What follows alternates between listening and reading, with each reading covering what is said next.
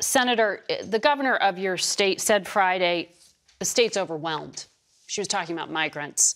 We are on pace for a record number of border crossings.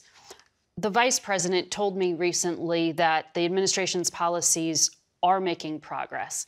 Do you buy that, or does the administration need to change their approach here? Margaret, here's the thing. I mean, the border in my state and others has been in a crisis for, it's generations, decades now. And we have spent billions of dollars on border security, and it's still a problem. I'm on the phone with mayors and sheriffs and the Border Patrol agents frequently. I spoke to Secretary Mayorkas about this just 3 times last week. They're making changes. Border security is national security. I'm really concerned about next week and the government shutting down.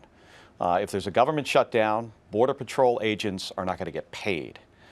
This is going to, if we think it's bad today, just think about what that looks like.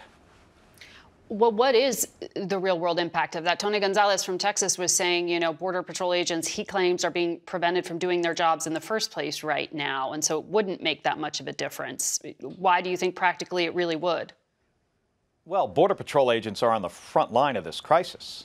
So are sheriffs. He mentioned sheriffs, but we've got thousands and thousands of Border Patrol agents on the border enforcing our laws and also processing, asylum seekers. If they stay home, this crisis will be compounded by an order of magnitude.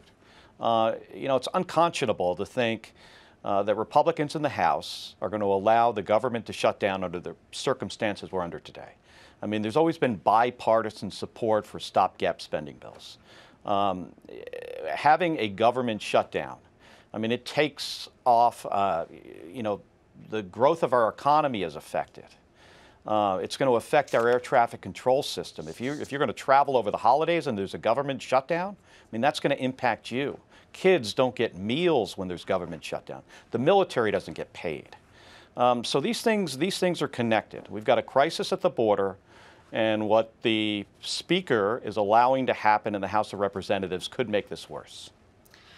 Senator Kelly, thank you very much for joining us today.